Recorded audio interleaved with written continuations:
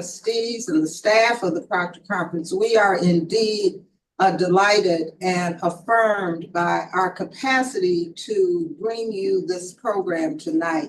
All of us, I think, are in some ways, one way or another, impacted by what we call identity delusion and denial syndrome, which is definitely a result of us having bought into this American exceptionality and bought into this notion that somehow, however it is sliced, that the United States represents the space, the place, the historical legacy where the rest of the world has to follow.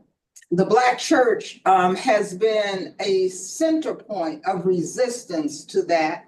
And I'm reminded, because we're so privileged to have Dr. Wright in the room with us tonight, to lift up the lessons that he gave us at the National Press Club about the history and the prophetic role of the Black church in our experience. And so when we woke up to the reality of which we're still adjusting to in relationship to the outcome of this presidential election, we're not so much surprised by the outcome, but the extent to which that outcome was a declaration that America is America. And so for us, we immediately thought of two things. One, as it relates to our mission to provide education, advocacy, and activism as a way in which we fulfill our mission as an organization, that we did need to immediately think about what it meant for us as an organization to afford conversation around collective trauma, and then collective trauma in relationship to individual trauma.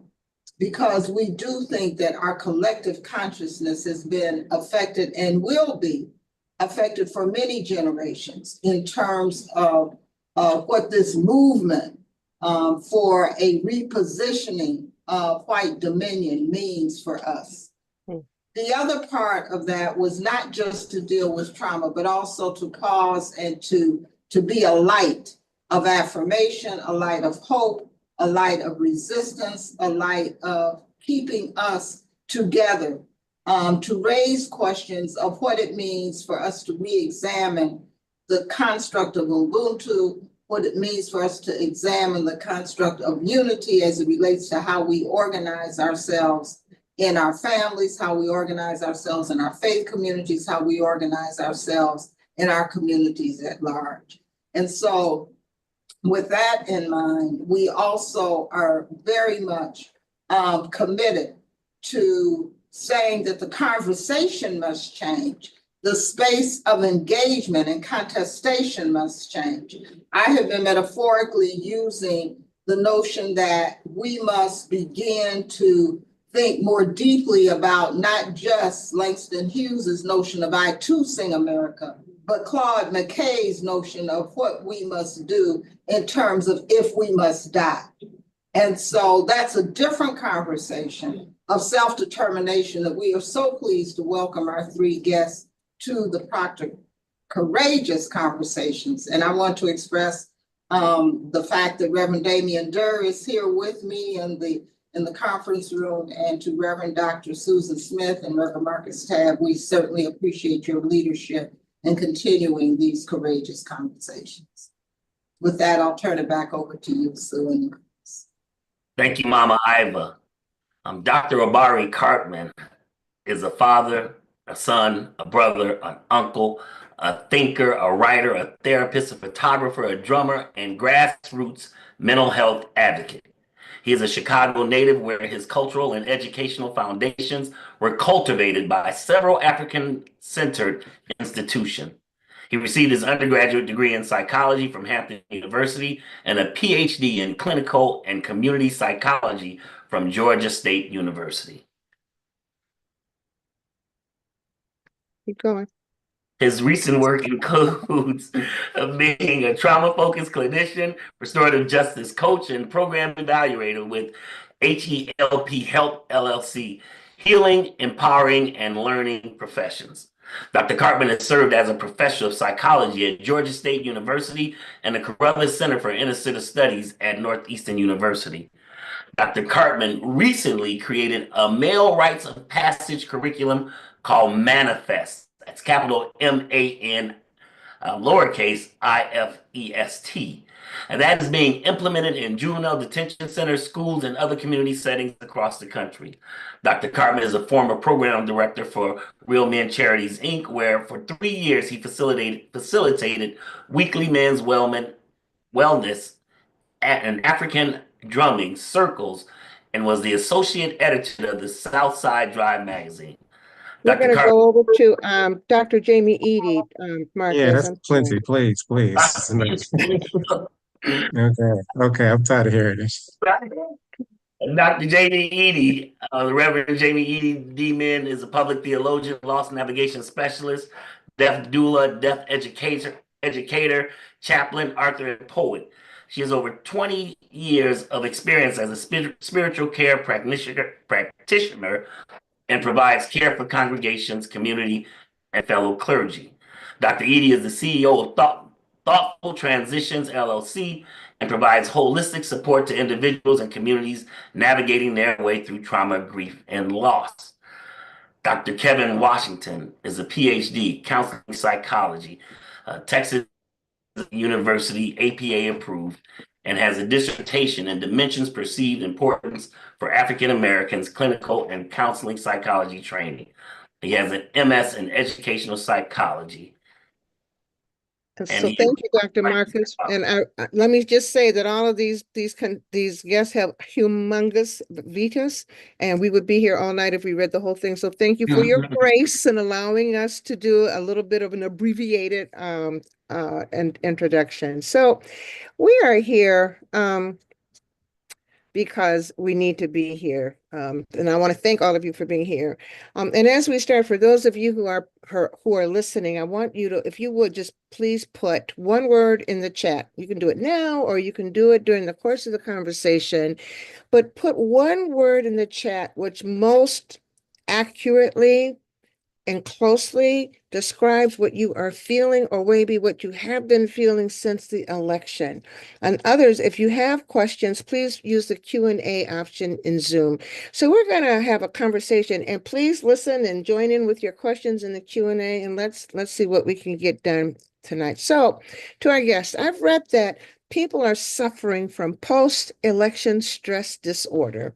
I didn't know such a thing existed, but a condition that includes symptoms, including anxiety, depression, headaches, and an overall feeling of sadness, in addition to other things. So can any of you or all of you elaborate on this post-election stress disorder? Is this a common thing? Is it something we've seen in the past? Have you heard of it? And what is your opinion that right now many are experiencing it? Anybody can answer. Let's start with Dr. Jamie. So yes, good evening, everyone. I think we've already established protocol, but I do honor the 4 parents who are in this space. So yes, it is a thing, right? It is a thing, and post-election stress disorder. I wrote it down. Now, I've never used that term before, but I do know what post-traumatic stress is. I do know what it means to live with communal trauma and grief, and so. After the election, of course, or even during those couple of days, right? Monday, Tuesday, waking up Wednesday morning, that people woke up feeling as if they had been traumatized. And so it absolutely is, I hate saying it's a thing, but yes, people felt like they were absolutely traumatized because, as Mama Iva mentioned, even though America is America, right? There was something really extraordinarily blatant about the kind of awakening that this particular election caused for many people. Now, I want to be really transparent in saying that I do not expect whiteness to decrease on its own. I do not expect whiteness as a social construct to move out of the way so that others can live well. So I didn't have that expectation going to bed that night, but I do know what it means to wake up with your hopes crushed because there was this one time you thought that perhaps those who had claimed to be allies, those who had changed their Facebook background, those who on your jobs said that they understood the assignment would in fact do what was just and right. And so I understand how collectively we may have awakened with a new sense of trauma, but perhaps also a new sense of resolve. And I won't get into the new sense of resolve yet, because I think we'll get into that conversation a little bit later. And because I know there are three of us in the room, I'll open the space for my brothers to add. Yeah, either one. Dr. Cartman, what would you say to that? This post-election stress syndrome, describe what they're talking about. No, I mean, she spoke to it. I echo her sentiments. That's not a phrase that I would have used, but it's definitely something that I experienced in the conversations that I've had in communities since then. And I think that part of what it speaks to is something that I think has kept Black folk alive for a very long time, which is our humanity, which requires hope. So even in the bleakness, there's something about what keeps us going that it takes for granted the possibility that something's got to give. That like it was such an obvious choice. That's why people were surprised, and so part of it is a shock. Like it was such an obvious choice, and I think that the hope that we have lived on for so long was dashed in a moment when we really needed a win. And so I think that's what the trauma is, that people just felt like, just like, really again. But it was an awakening, and it was kind of for a lot of people a reality check. It was just a reality that we hoped was not still true in such a apparent way. One of the things that I felt sad about, because when I thought about, there was a moment when we were counting the votes, and I had the thought, because I have a muscle memory. I think we all do collectively, of what happens when our opposition wins. And one of the things that I have had some sadness about is that our response was post-traumatic election, and I know that would not have been the response if they lost. And we don't have to imagine what would have happened. We saw what happened. When they lose, they riot, right? There's no fear of our loss, because when we lose, we've had healing circles and we've cried and we've grieved, right? Which is, I know we need to release the trauma of the hope being dashed, but I also hope that part of the resolve that Doc is speaking to is an opportunity to cultivate power so that we can become the force to be reckoned with that we are, that our opposition has clearly sort of used their momentum, their sadness, their disappointments to organize immediately. If they had lost, things would have burned. When we lose, we internalize it.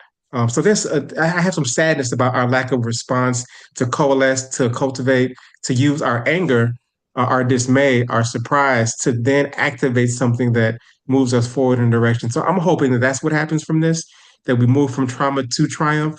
That's going to require conversations like these. So very grateful to be invited to share today. Thank you for that. Dr. Washington, so we say trauma all the time. In certain circles, we talk about trauma all the time, but how would you define trauma? Maybe somebody sitting in this space doesn't really understand what trauma is. Can you define it and then talk about some of the reactions that represent to you the evidence of trauma that you've experienced since the election? So in joining the conversation with my dear sister, Dr. Eaddy and Dr. Brother Cartman, I like the notion that the inactivism of a population creates a condition by which people can then perpetuate their particular process of overpowering them, because they know that the people are not going to respond in a way because of the idea of trauma. For a people of African descent, trauma is not the same thing. The word trauma comes from a medical term, which means something has inverted the body and it is disrupted how the body flows, right? How to operate. So that is a trauma, a head trauma, abdominal trauma, right? That's how it works. When you talk about people of African descent, the trauma is not about a physical one, but it's about one at spirit level. So it is a spirit injury. So the disruption then comes in the context of the trauma that goes into the essence of what it means to be. And so you have a population then that has bought into this notion that at some level there will be some redress of all of the things that have happened at a spirit level. But you have to recognize then that if you're operating with a population that does not honor the notion of spirit, then there's never going to be a redress of the phenomena. And so we have to recognize that becomes a part of the problem, is that there's this hope that somehow that an inhumane being is going to demonstrate humanity. Now, how can we suggest that? Because the notion of Ubuntu says that your humanity is tied to my humanity, we're going to be human together, right? And so there was a term that I learned when I was in South Africa. It was called Akufa Kwabantu, which means metaphysical illnesses of the people. And so I learned it from Afrikaner. He gave these various ones. One was called Abapanza Basifulutele, which is withdrawal of ancestral protection is because of not performing proper ritual umzabezi. And so I asked this sister a year later. He said that it means illnesses of the people. And she says, yes. I said, so when I named some of them, she said, I asked, well, can Afrikaners, right, the Europeans, the void trekkers, right, the colonizer, can they have these disorders? She said, no, they can't, because you have to be human to have these disorders. And so this idea of identifying what does it mean to be human, we can then move beyond this notion of being traumatized by this issue of Europeans being Europeans, because they're going to do what they're going to do. They coalesce around their ideology. They moved in concert. They talk left. They talk right and act left. But it's consistent. If you go throughout history in this country, you will find the same thing prior to Reconstruction, post Reconstruction. You find the same phenomenon over and over again. One of the things is that we're not students of history. We move from that, and we move on this idea of hope. So the trauma comes at a level for us at the level of spirit, and is a disruption to the essence of what it means to be human. If you examine everything we've talked about, I am man, I can't breathe, all of those speak to humanity and beingness. And so what they disavowed in this election was the humanity of the essence of what it means to be who we are. It didn't matter. All that mattered was their ideology prevailed. And that has been consistent throughout our particular sojourn in this particular place, what some call the hills of North America. As a psychologist, and anybody can answer this, Rev, you can answer this too. I heard somebody say on something I was listening to the other day, said that Black people are addicted to hope. What does that mean to you? And how does that play into what we may be feeling? That's part A of the question. And part B of the question is, are we reluctant to own our trauma? Do we even identify it because we're so holding on to hope that maybe we don't even understand? I don't know if that makes sense. Anybody? Are we addicted to hope? I'll follow up on that. I do think that what Doc is speaking to, Barbara Washington, is a historical hope. I don't think that we should lose hope, right? I think hope is important. I think the hope needs to be contextualized, and I think it needs to be meaningful. So I think I would consider an addiction to hope a hope that is magical, a hope that is maybe just based on inspiration. I know we can and will win. And I know that's going to happen through organization, through work, through sacrifice, through community. There are values and principles and practices that I know are going to be required for us to get to the finish line, that some might hope and wait for a non-human to become human, to give us, to bestow upon us. My hope is not rooted in the magic. My hope is rooted in science and spirit and history and in study. I know we can do it. There's nothing that I have no doubt that we will not overcome this vicious, this oppressive system and the people that operate it. And it's not because I think that they're going to give up one day. I don't think that Dr. Jamie is right. I think that they're going to concede once we stand up once we do our work. That's that hope, like, and I do hope that it happens soon, but I know that it will happen through the work that I'm sure that we're capable of doing. Do you think that, because we're talking about the trauma that individuals are feeling and the Black church is feeling, do you think that we as Black individuals, and do you think the Black church owns the trauma, or do we put it aside or kind of maybe not talk about it so much because we're holding on to a hope that is an ahistorical hope? Does that make sense? Anybody? Yeah, the question absolutely makes sense. I don't know that holding on to hope is the reason we don't necessarily talk as much or dig as much into the conversation of trauma as maybe we need. I first want to just say this, right? Because I see what folks are writing in the chat, and I want to name for us just the reality of this. When you continuously beat people down, physically, emotionally, psychologically, financially, socially, it is hard, right? To be like, I'm ready to fight. It's hard. I want to name that because, and I'll say something else, but I want to name that because it's important that folks, yes, to my brother, Dr. Omari, we need to have the kind of anger and frustration and grief and perhaps even response to trauma that is like fire that fuels us to be embodied hope, right? To bring action into the space. And so you talked about organizing and all. So yes, that's necessary. But we also, and you said this, really need to sit with just for a second, right? I'm not saying settle in, but acknowledge that, your great grandmama was dealing with this, right? And emotion also takes up energy in our body. Emotion also, like, folks are tired, like they are being worn down and they are mentally and emotionally tired. So I really want us to name that piece, right? Now, in terms of church space, faith-based spaces, I don't know that it's the hope that keeps us from engaging in conversations around collective grief and trauma. I do know that we don't engage in the conversation nearly enough. And I do believe that we have this magical, as my brother said, and maybe it is hope, but this sort of magical understanding of what will eventually happen without recognizing the incredible work that it takes to get there. And I will say for me, and I'll pass the mic, I woke up a few days after the election. Now, I have been engaged in protest and boycotting. I've been and still am, some in the streets. I am doing the work that was assigned to my hands, right? I am bringing my medicine to the world.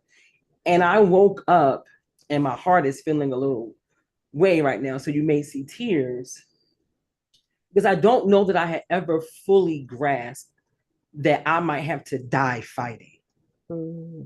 Right. And I don't know, like, yeah, I'm here. Even my earrings, if they come for you, they coming for me. Like I had that, and I'm doing my work with that understanding.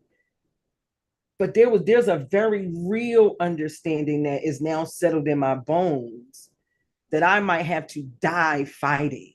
And it's a different kind of realization that I came to, right? Which then fuels the fire that Dr. Omari talks about in doing the work to bring about the hope or the change that we are hoping for. So, no, I don't know that it's just our addiction to hope or this magical filled hope that keeps us from talking about the trauma and the grief. One, we do need to do a better job of preparing pastors and faith leaders to engage in these conversations. So sometimes we're not equipped to do some of it. And so we push it to the side and lean on our strength, which is to tell you that the better day is coming. But I think we can do this a little bit better in congregations, but I don't think we're running from it. I just don't think that we're as equipped as we need to be. Reverend Dr. Smith, I wanted to add to addendum. I know that you have another question, but I wanted to say something what Reverend Dr. Eaddy said. I think it's so powerful about this idea of hope and the addiction part. We have, as being a student of history, and that's what Dr. Cartman said, when you study history, you can begin to examine strategy very clearly. And so you can then have your eyes wide open. So what strategy was utilized to facilitate the process of further diminishing the people to feel hopeless after they had won that gotten the victory? One, they utilize the things that are meaningful to a population. They utilize the HBCU. They use us commonly in the context of HBCU. They utilize the idea, of course, of the Black church. They utilize the Divine Nine. They utilize all those things. They even enlisted sports. And there was a point in this country where athletes were disallowed from being political. And yet you have the NBA and NFL were talking about get out to vote. They use those things that Blacks attended to facilitate a process of giving someone this false hope that something's going to happen. And just as I watched for years, the things taken, a cartoon of Charlie Brown, when Lucy always moved the football from Charlie Brown, as if one day, one of these segments, it's not going to happen. But we knew every time it was going to happen. When you can identify, here's a strategy, here's a technique, and it came to me very clearly in spirit, and this is what Dr. Cartman said. And in spirit says they have already decided how this is going to turn out. And so the question becomes, when you have that spirit of discernment, what is the next step? How do you move? And that is that it is not the time then to be tired, right? It is a time to be able to understand how to tap into that ancestral voice, that fire, and say that we will rise in a distinct way. But theirs was finding a way to deflate a population. I didn't answer your question. Trauma is an event that disrupts the psyche functioning in the results of this idea of severe mental and emotional stress and physical energy. Energy has three dimensions to it. It is mental, emotional, and physical. And also we add the other dimension of spirit. And so I failed to say that, but I want to say that examine clearly the strategy. And they have run the same playbook over and over again. They gave people exactly what they want. They gave us exactly what we love to eat. And then they flipped the entire table over on top of us. And we're like, oh, but what happened? Because if you know your enemy, and this is an Asian proverb, right? One who knows not himself and not his enemy is destined for defeat. If you know yourself, not your enemy, you may win. And if you know your enemy and yourself, you'll be victorious every single time. We're not very clear about the issue of the enemy. And I want to, and closing with this, it is a sad state of affairs for a population to be at war and not know that they're at war. Right. Mm-hmm. And here's why it's important, because every single day, some people wake up in the morning deciding how they're going to disrupt the essence of African Black people in this country. And the sad part about it is that the people that are under attack have no idea. Even if you didn't decide to be at war, when somebody comes for you, you're in a fight. And so we have to be clear then that there has been this declaration of war on a population. And the question becomes, as my grandmother would say, what is we going to do? And that's where we dig down, and we will pare that down, I'm sure, in this conversation. I wonder if when we are in church, if church is like a security blanket for us in a lot of ways. And the reason I ask that is because the Sunday after the election, so I do a worship service, and, we do the call to worship that I've done ever since I was at Trinity, make a joyful noise unto the Lord. And I was walking around like on Friday saying, I'm not trying to say that. I don't want to make a joyful noise unto the Lord. I don't feel that. I don't feel it. I don't think I was mad at God. I was just mad. So I wrestled, and I called Pastor Wright. And you're always going to get set straight with Rev. And I told him, I said, I'm not feeling this.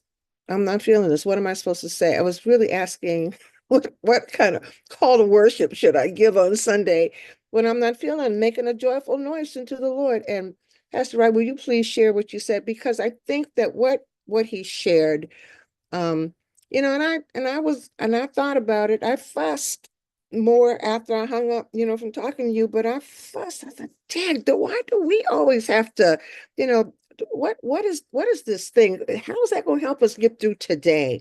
Amazingly, what it did is it was like laughter.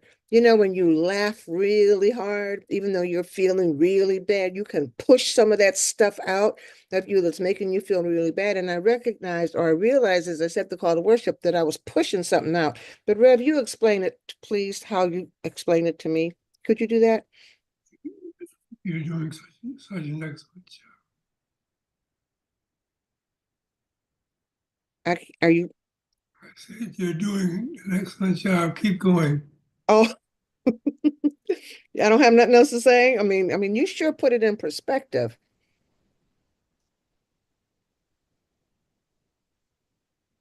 He said that it was not, you know, that the call to worship is not a statement of politics. It's not a statement of politics. I'm not saying that exactly how he said it, but it's not a statement of politics. God is God regardless of what goes on in the world. Okay, so I knew that, but I was rejecting that, right? Because I guess I had some issues somewhere, maybe with God, because why does this keep happening to Black people? And, you know, I'm not trying to make no joyful noise on today. I'm not trying to do it. But the more I thought about it, and I'm telling you, when I started doing it, I had kind of a little attitude, make a joyful noise. And I said to myself, you better say this like you mean it. And it really was. My question is though, do we in church, we run away from conversations like this because so many of us run away from politics, and we run away from, and all we do is kind of, not all we do, but a lot of what we do is just trying to get through the day, get through the week. But we do it by avoiding the stuff that's really causing us the trauma. Anybody want to speak to that?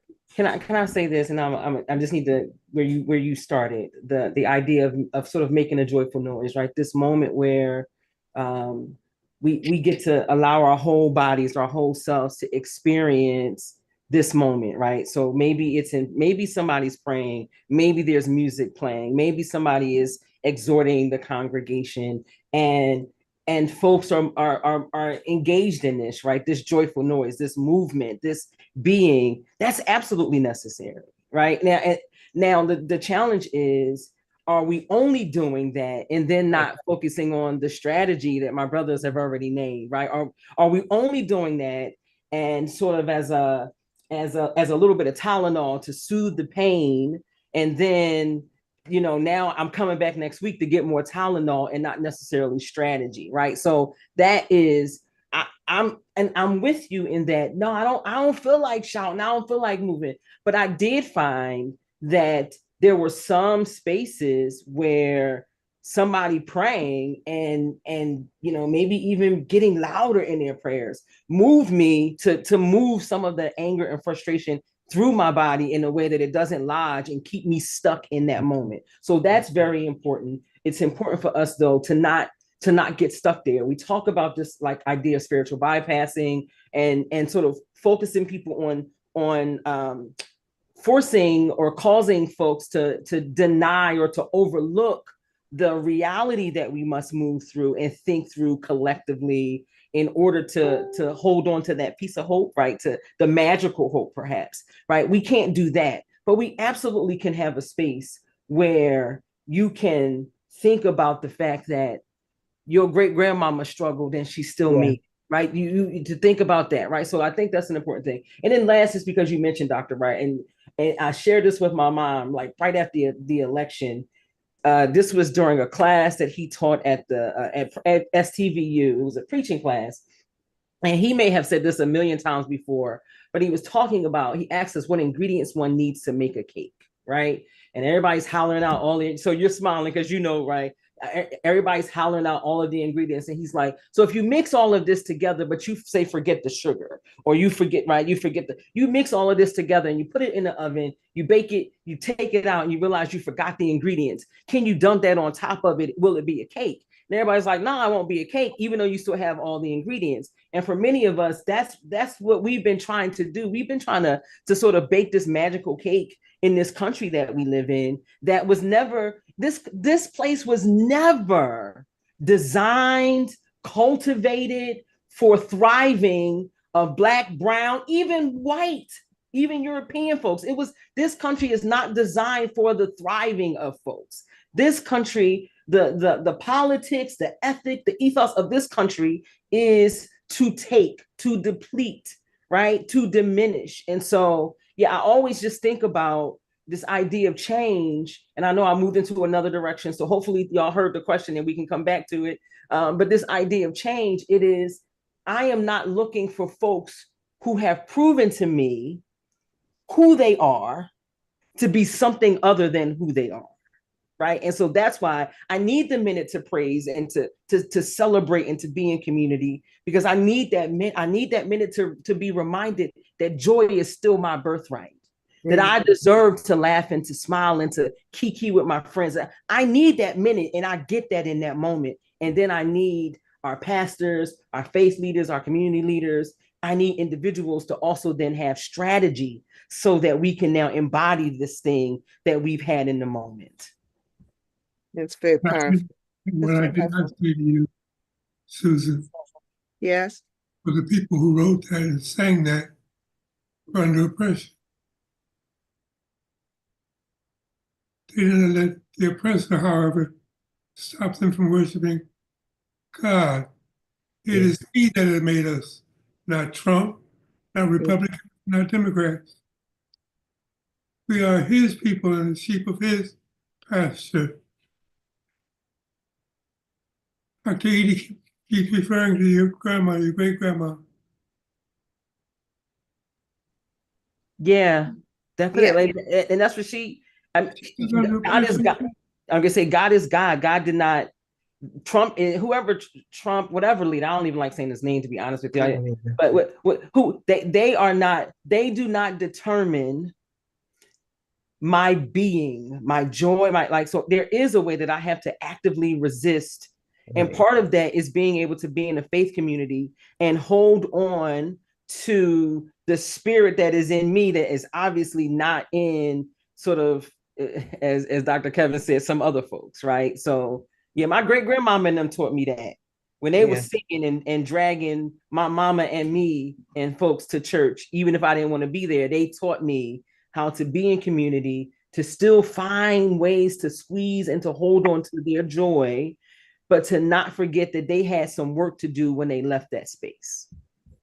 You know, and that's important too, because you're absolutely right. Maybe the power of this traumatic moment, one of the positives, if they can say it's a positive for this traumatic moment, is I think it puts us in closer connection with our ancestors than we have been. We talk about our ancestors, but right now it's like we're sitting with them. It's like we know that we are going through a version, not even as tough as they went through, but we're going through a version of the pain and the trauma that they went through and endured, right? And fought through and maybe died for it. And we are going through it, and we will go through it a little bit more and then a little bit more in this next 4 years. And I think there's value in that for us who've talked about ancestors, but I think there's also value in it for younger people who maybe before now would have said, oh, you're already talking about all that stuff and it's not real, but now I think we're in a different place. Does that sound like a valid, like positive spin, Dr. Cartman, on what we're going through now? No, I think there's lots of ways to interpret this moment and look for encouragement. I think that I'm having a hard time though with the way we are framing this conversation about the work and the warfare and the strategy required, and delineating sort of these categories where there's joy in one pocket and then warfare and struggle in another. Part of what I think happened, one of the benefits of having our ancestors make the sacrifices that they had, is we do have a different type of fight right now. Like I go to marches and I protest. I've never went to one and worried that I would die there. Sir. Because somebody did already. That blood has been shed. And it's not to discount the fact that there are activists that have been removed. That's happening. There are surveillance that's happening on activists. So that is happening, but not in the same way. I don't have Nat Turner's fight. I don't have Harry Turner's fight, Harry Tubman's fight. I got my fight includes the joy in the fundamental essence of what it means for us to resist right now. It can't be the same. We still at war. I don't have the luxury of being tired right now, So I got to keep pushing forward. I think that part of the reframing the moment is part of my strategy is to rest on purpose as resistance. Shout out Trisha Hersey. The part of the in my day to day of my work, people wonder how I'm do something. I do a lot and I move around a lot. People wonder how I don't get tired. And I get tired because like sometimes it's just weary, but I enjoy every piece of my work. Even my fathering, even though it's tiring, I love being with my boys. I'm doing drum circles. I love it. And even the conversation, I go into prisons and I hate that I'm there, but I love the conversation we have. We playing hip hop. We doing movement. We doing yoga. We doing capoeira. Every piece of my work is a part of the warfare to keep our humanity at front and to think about relieving the tension that the anger causes, right? Because when you're angry, when you're stuck and you're tight, right, and it blocks off the circulation to be able to think about what needs to happen next.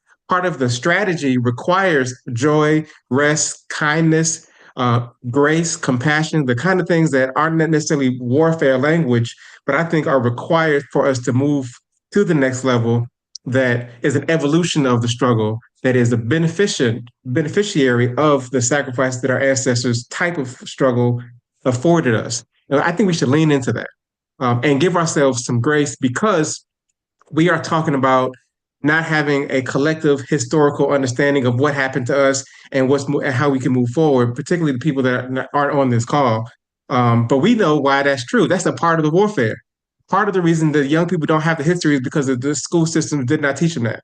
That's a part of the warfare, right? So that the byproduct of the warfare is a ahistorical, a traumatic response, a lack of connection, all of these things, the chaos in the families, the disconnection between men and women, all of these things are a byproduct of warfare. So it makes us more weary, but also requires us to have that joy, rest, and exuberance, and the prayers and the things that make us human have to be the thing that we lean into, and that is as much as a part of the strategic warfare as protesting, policy making, institution building. I think it has to be at the center of it because then we don't get worn out in the same way.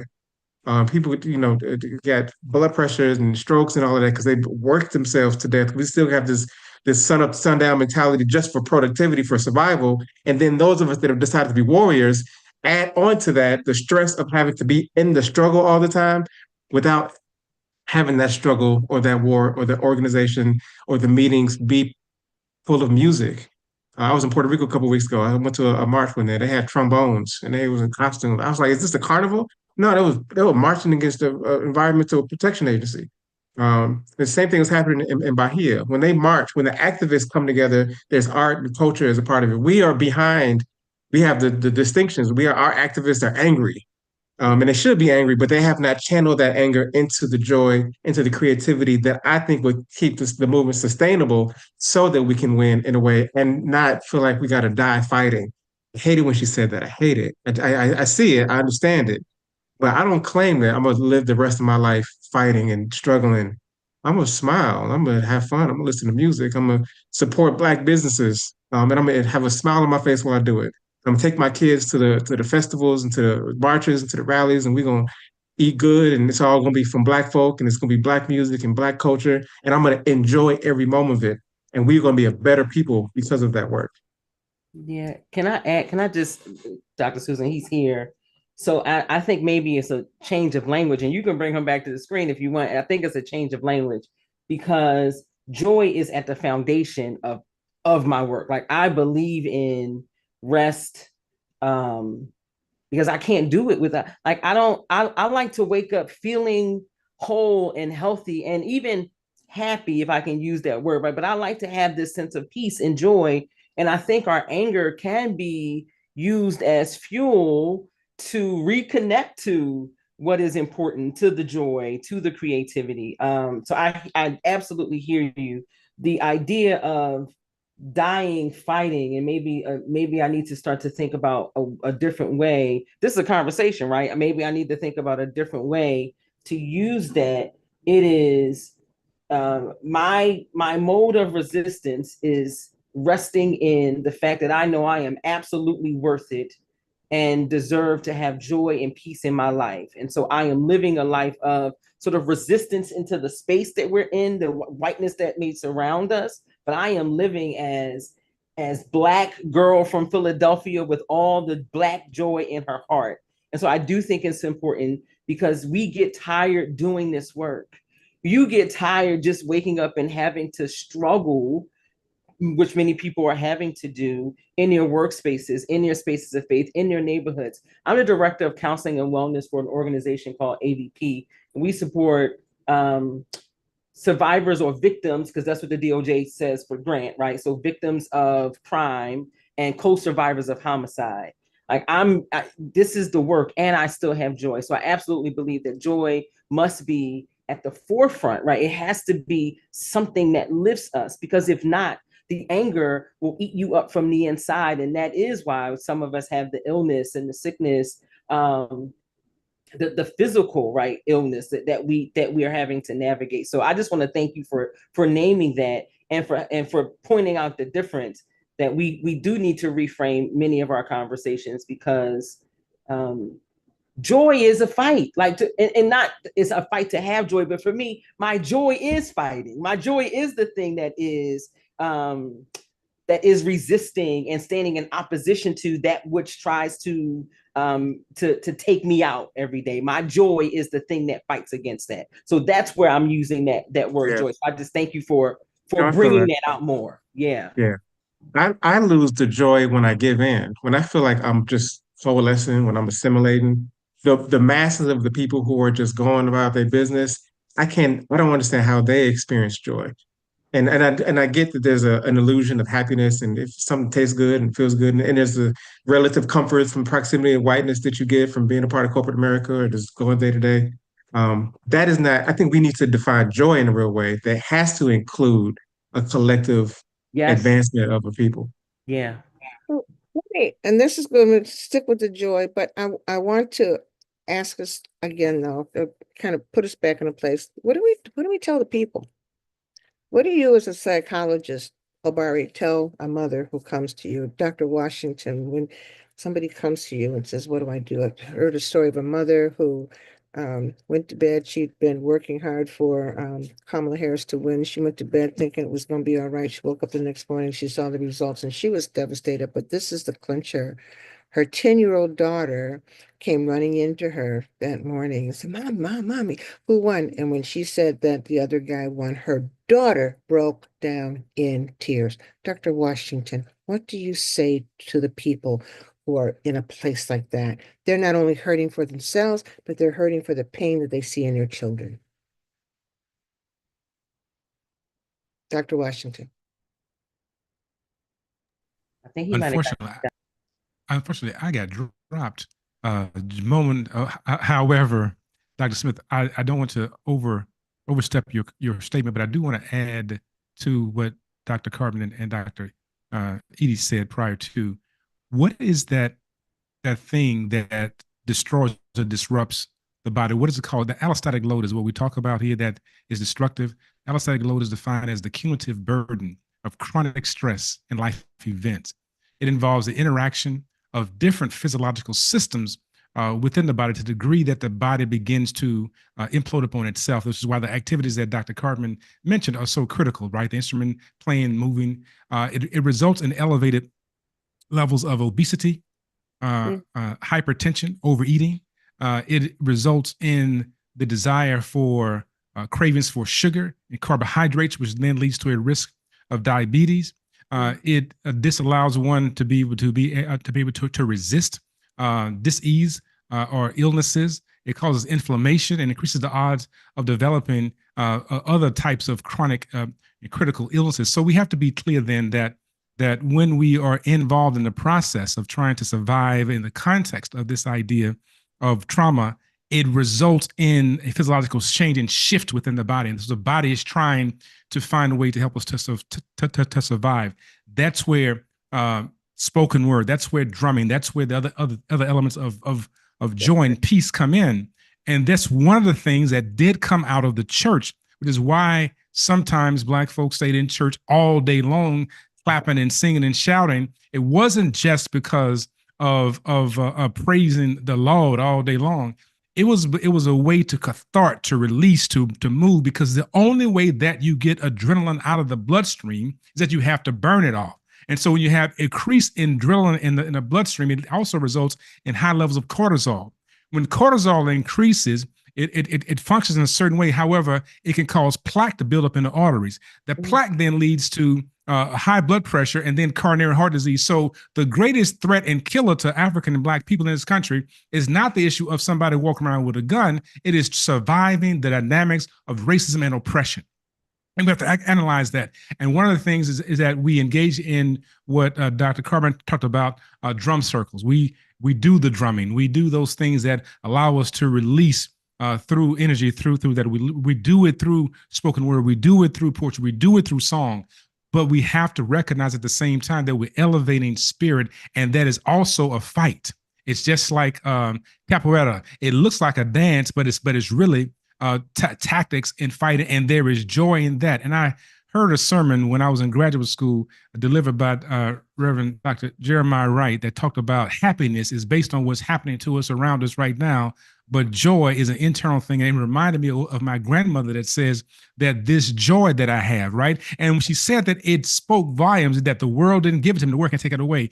What is that joy? That joy is the profound connection to the divinity within that allows us to be able to engage in battle. I think that we spend too much time retreating when we have been given the voice to speak and to move forward. And that's why we say we don't have time to be tired. Not the issue of being, not the issue of being physically exhausted. The issue is that if spirit is saying move, then the joy is in the movement. And if I must die, right, that's the conversation. I'm moving in the joy, knowing that I'm moving and I'm elevating the victory so that, as Dr. Cartman says, my child can have these pleasant moments. I'm moving so that these things are possible.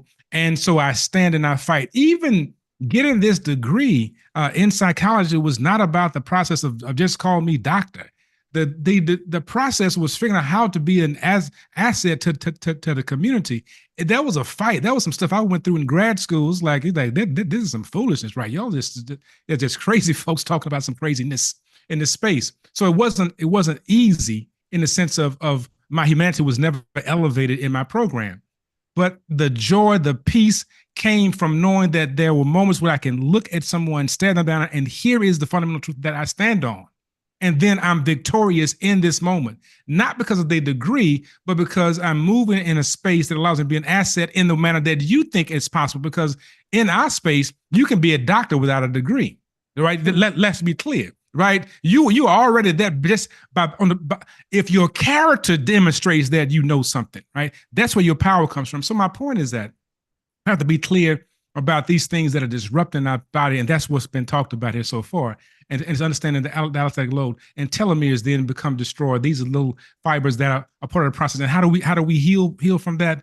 We heal from finding joy and peace and power in the things that will allow us to elevate ourselves and not simply acquiesce and accommodate and get quiet and shrink. And that's our biggest challenge, that we shrink when it's time to be able to be fully expanded and to take aim and fire. So I'm going to come back to my question about the spiritually. mama and the little girl, but that's powerful, Dr. Washington. It reminds me that Hazel Bryant, who's the sister of Bishop John Bryant, I did an interview with her years ago in New York, and I'll never forget, we were talking, I don't know how we started talking about, when we get happy in church, we're having a good conversation about it. And then she said, you know what that's about, don't you? And I said, no. She said, it's about grief release. Grief release. And I will never forget that. It was so powerful. And I remember when I was at Trinity and everybody, the white folks came to visit all the time. And I can remember seeing surprise on their faces because there was joy and there was movement, and there was all of this. And Dr. Wright wasn't talking about peaches and turnips. He was talking about history and sociology and all that and putting God all in it, mixing it all up, talking about baking a cake. He was doing it all. And in spite of all of that, we were hearing the bitter and the sweet and the rough with the smooth and the difficult with the easy, but we were still energized.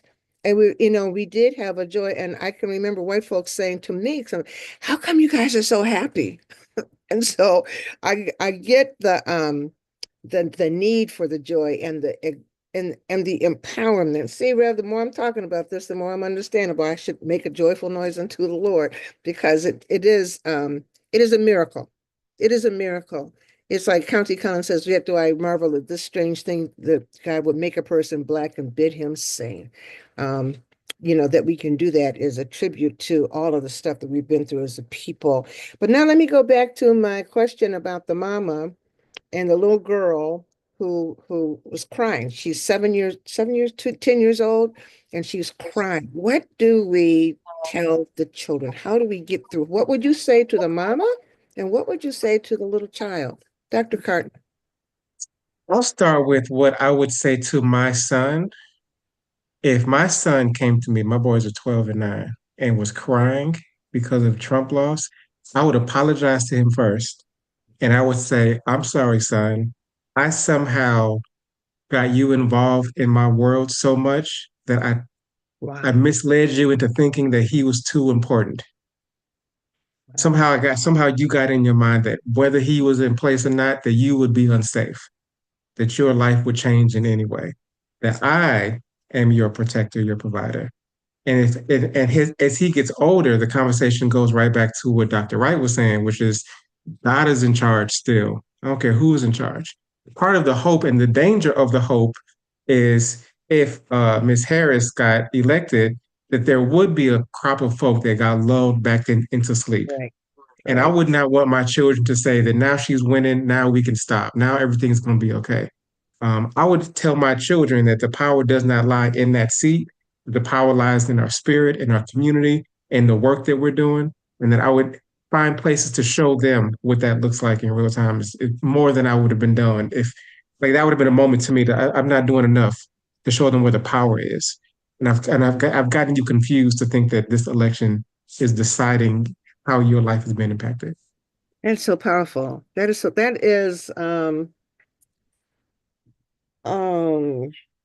that's Kuji Chagalia for real.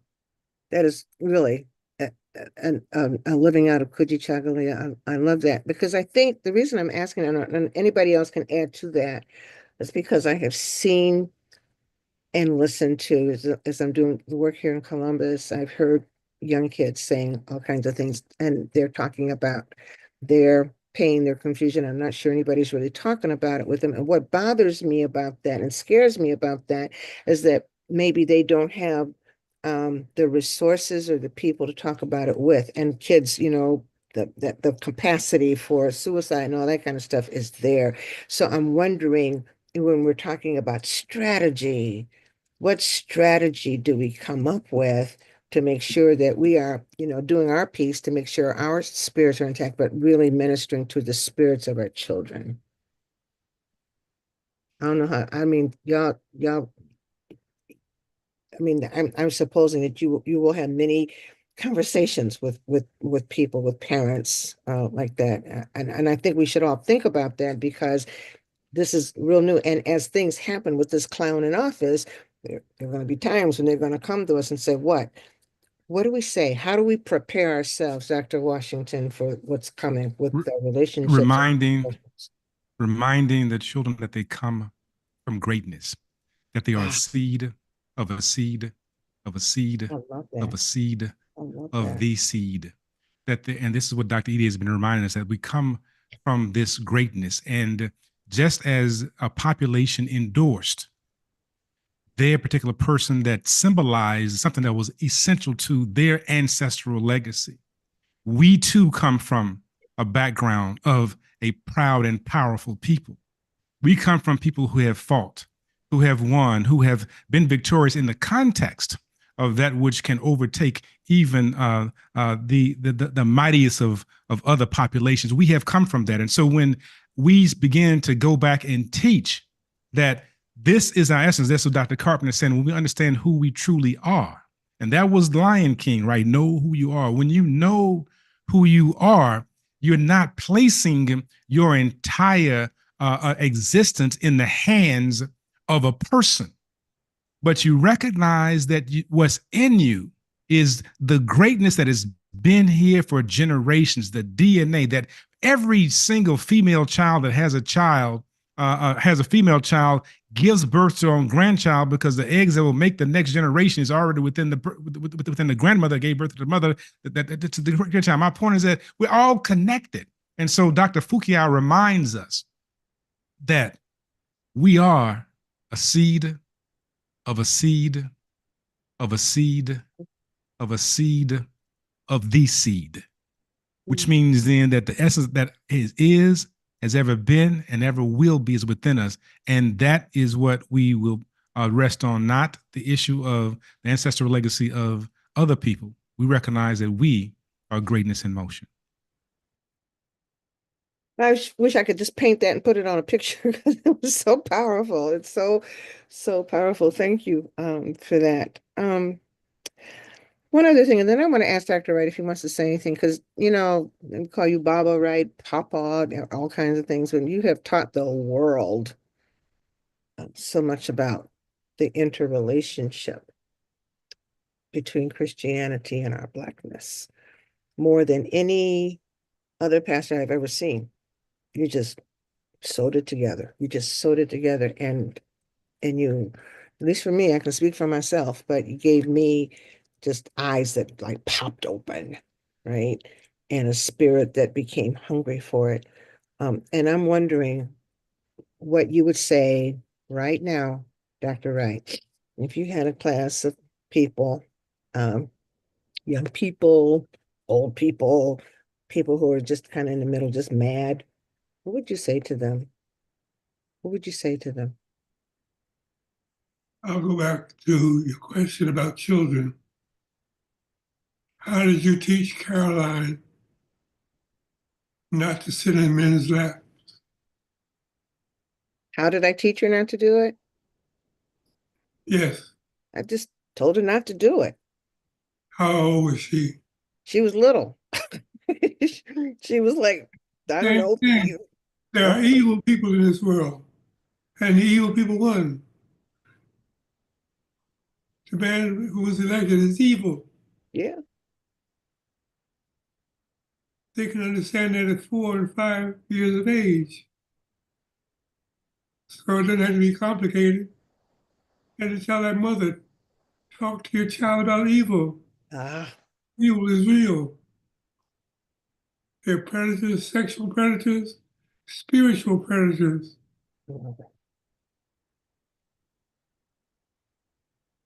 See, that's powerful because I don't think people are comfortable. I don't know, maybe I'm speaking out of turn. Y'all think parents are comfortable saying the word evil or teaching their kids that evil? That's so powerful. Are Danger, we, danger. huh? It was a stranger danger. Hmm. Yeah, I mean, yeah, You teach them that in terms of protecting their body, yeah, yeah. the same thing pertaining to their soul. I love it. I love it. And I think that's a good thing. That's a good thing. That's a good approach, Rev, because when they're that young, they're sponges. They haven't had, the opportunity. Life hasn't, hardened them over or filled in those pores, and they're sponges and they can get lessons that will stick with them for the rest of their lives. So I think that's really good. I never even thought of that, to talk to our kids about evil. But I think it'll be very powerful. And they have eyes to see and they understand things in ways that we as adults don't. I just think that works.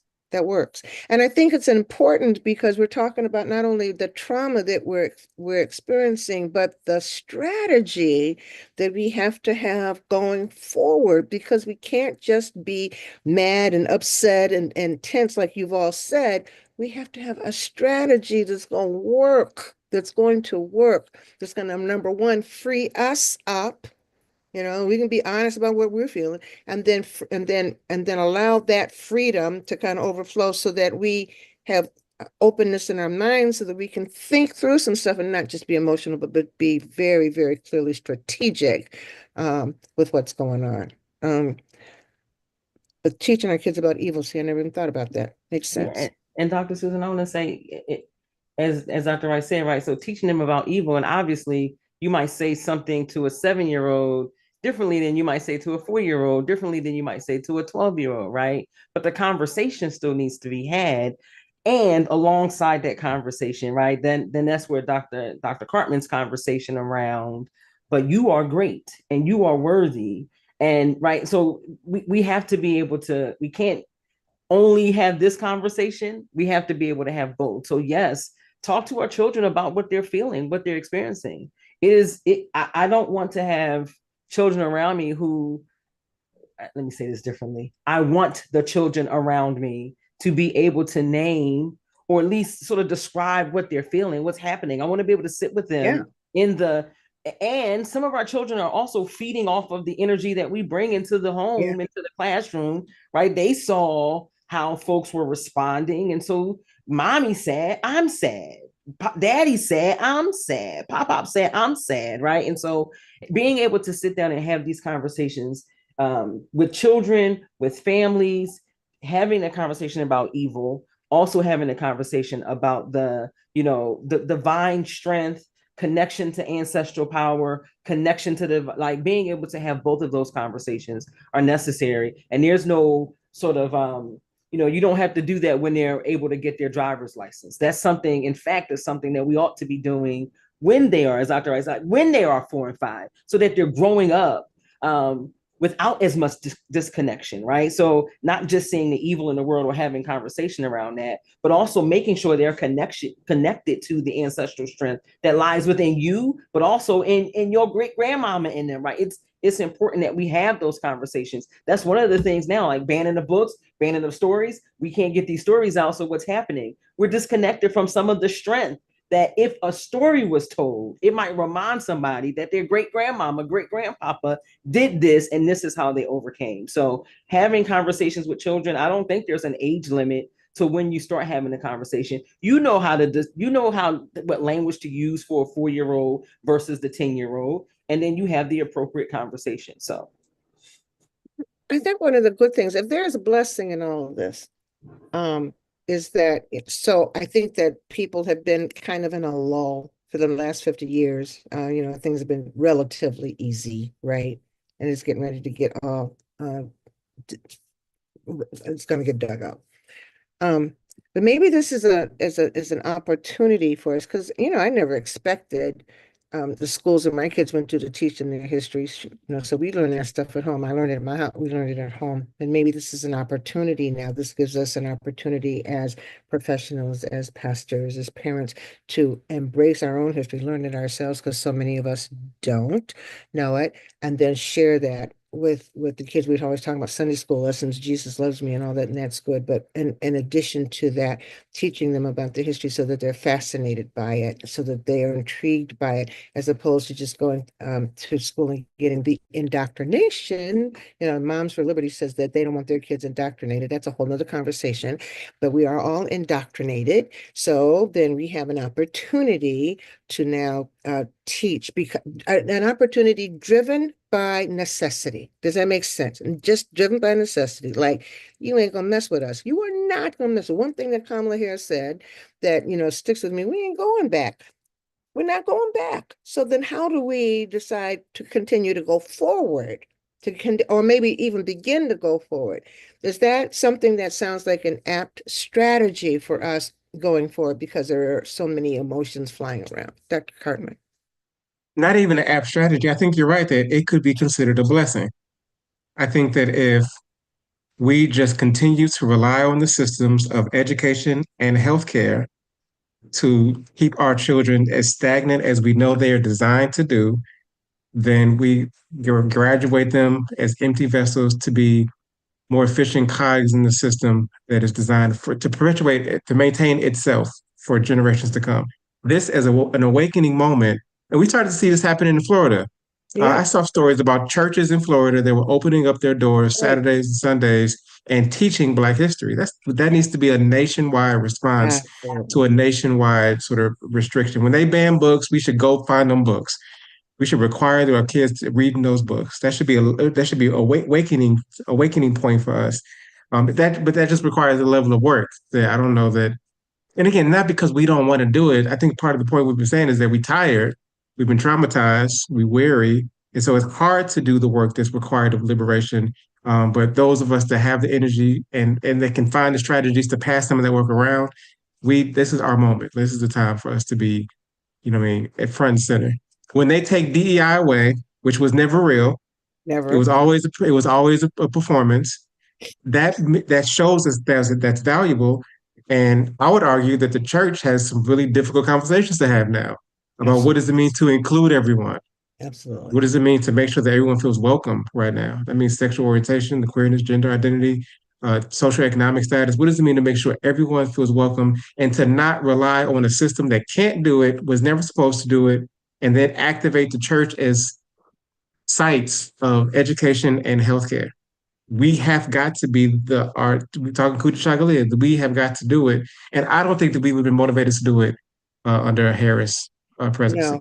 No, I think you're right. I think we would have thought, oh, we're good. We're good. Mhm. And we're not good. We're We're not. absolutely. And we We're wouldn't have not. been good. That wouldn't have been good. good still. We still Mm-mm. would have had to do this. Mm-mm, mm-mm. Last question, I think. Dr. Cartman and Dr. Washington, you both work with Black men. Is there a message or a messaging that we need to be thinking about for Black men in this particular time?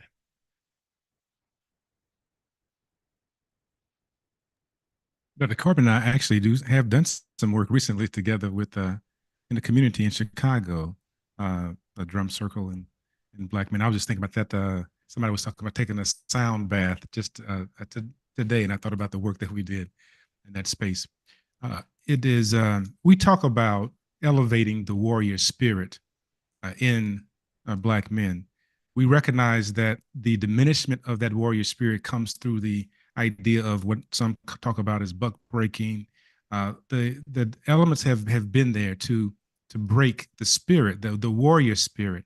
And when it's misguided, it often begins to implode upon itself. So some of the elements of community violence that we see happening is simply the warrior spirit without the proper guidance. It's just that, like an experiment that took place with the elephants in the on the reserve, and the adolescent elephants were running rampant until they put the older elephants in there with it, and then they begin to operate in a very different way. When that spirit runs rampant, right, trying to find a way to express itself, it can be disruptive, and it becomes easier to self-implode, that is, to attack that which is closest to it, than to fully address that which is causing it the most harm, hurt, and danger. And so then we say, how do you elevate the spirit to defend, extend, and protect?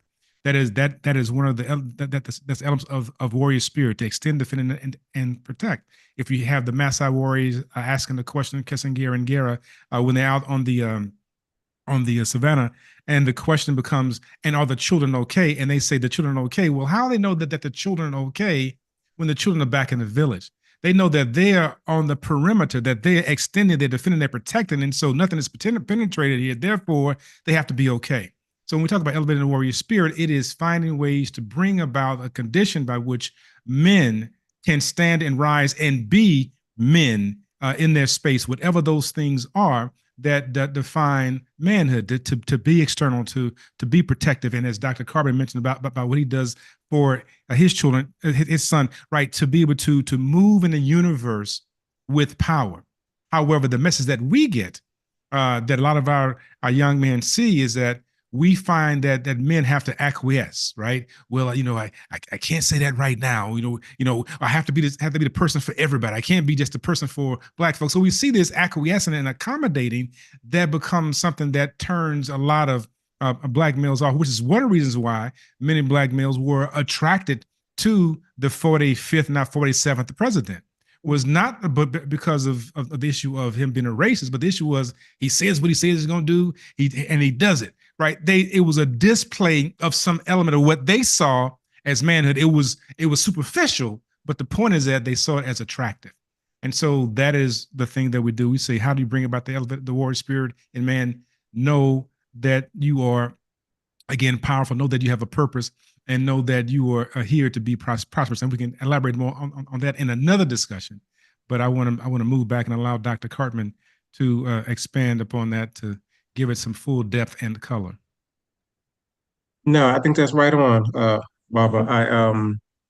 I had made a post on my Instagram as a call to my brothers around before election happened, and it was a simple call. It was a very simple plea. It was just, I've been listening to the same conversations that Doc Washington's hearing around what is attractive about 47 to men. What is it that they see as a pathway towards them having some more semblance of what feels like manhood to them? And I heard a lot of the same stuff that, there's a posturing of toughness, a authenticity. The economics kept coming up. It kept coming around economics. And the question that I was having is how much is the money worth? And what I was listening, is very, very overwhelming plea from the women, Black women around the country were saying, brothers, please just listen to us this one time. Can y'all please just, I hear there's politics and you might get a stimmy and all these things are happening, but we are in trouble. We, particularly us Black women, need y'all to stand up in this moment.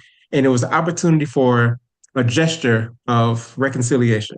And that's what I was asking the brothers. Just think about beyond the politics, beyond the person. Don't even vote for her. Vote for what she represents as us demonstrating an ability to listen and to bridge that divide between men and women that is just wreaking havoc in our communities. The divide and conquer strategy between men and women is just at its fullest expression in this moment. And so it was an opportunity for us to come closer to that. And I got a lot of men that just couldn't do it.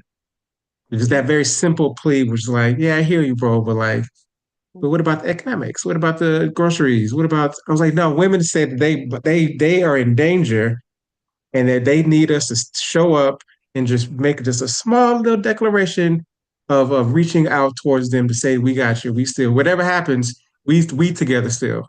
And a lot of men had a hard time with that.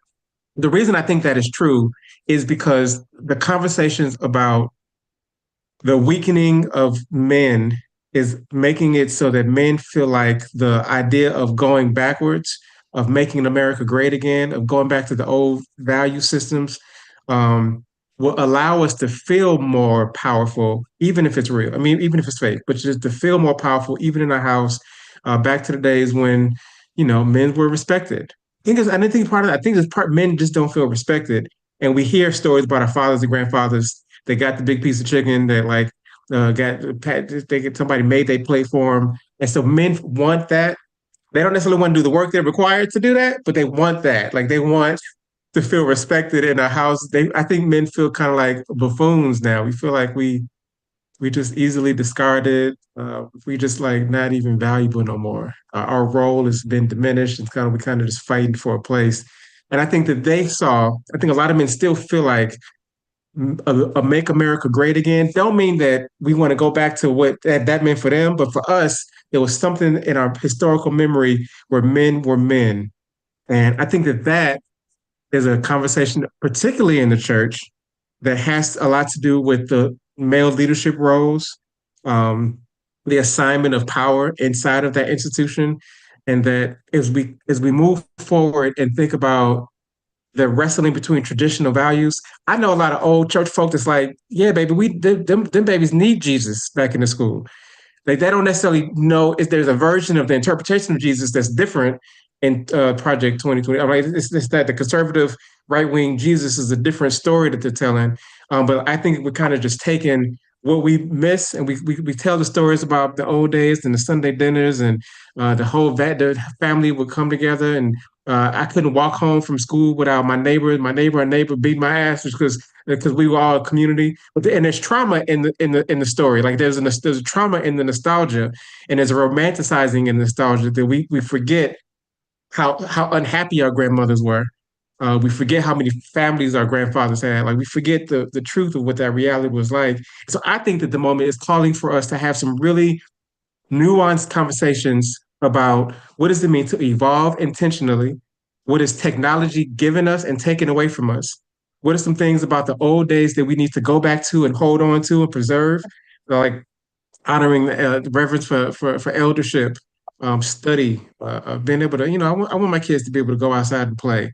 They can't in Chicago because it's dangerous, but they also wouldn't if they had the choice because they stuck on the phone on the TV, right?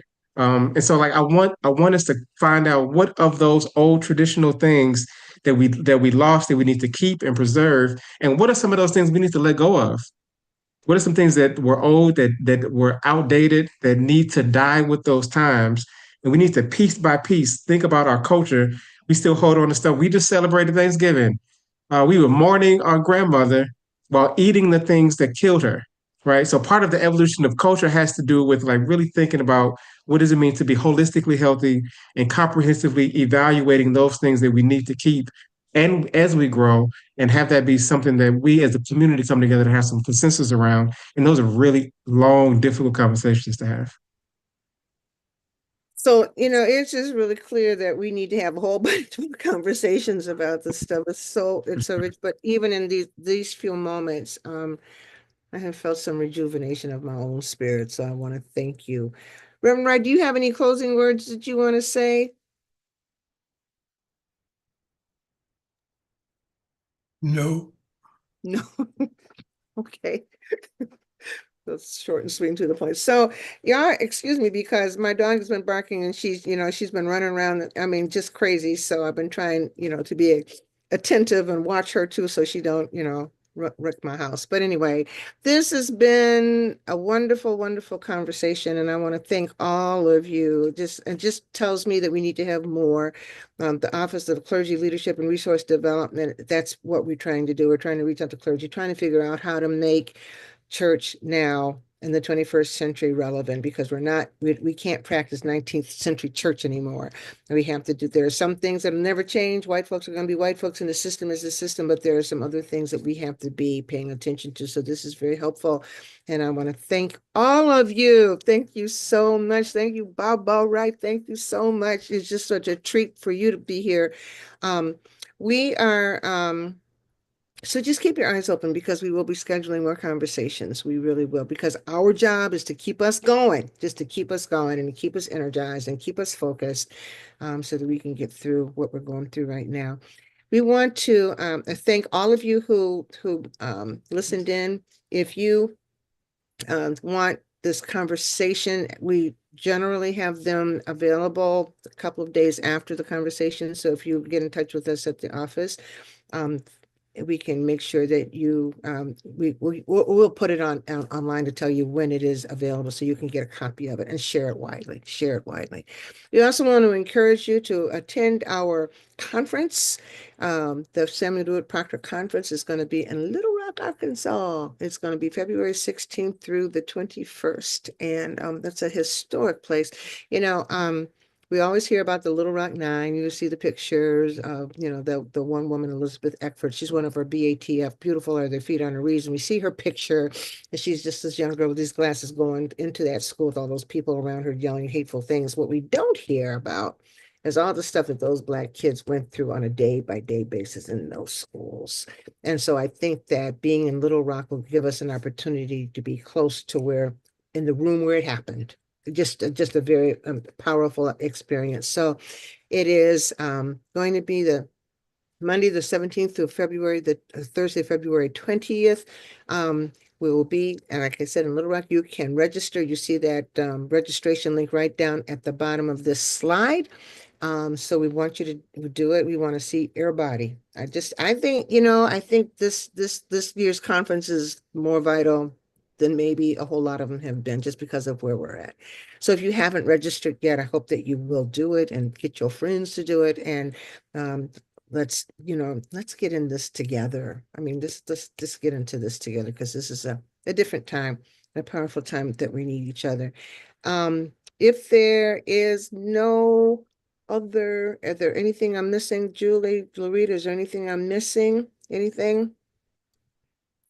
These are our BATF honorees: Dr. Michael Battle, Elizabeth Eckford, Dr. Forrest Harris, Dr. Aubrey Hendricks, Reverend Dr. Tyrone Pitts, and Reverend Dr. Gina Stewart. It's going to be fun, y'all. It's going to be fun, and it's going to be powerful. So we have those things up on our website. We put them on our social media sites. When you see them, share them. And again, let's get together. So thank you again. If I were there, I'd give you a big hug. Thank you so much. This was so good. You made me feel better, because, I'm not feeling these people. I'm just telling you, I don't feel it. But I am encouraged by listening to all of you. So thank you. Thank you, Dr. Iva. Thank you, Reverend Damien. Thank you, Proctor staff and the team that all of us were doing this on today. And and here are the preachers. They keep putting up these slides. Reverend Bruce Williams, Reverend Tisha Dixon Williams, and our own Baba. Reverend Jeremiah, right. It's going to be good. Spread the word, spread the love, spread the cheer, spread the purpose, and we'll see you next time. Take good care. Bye-bye. Thank you so much.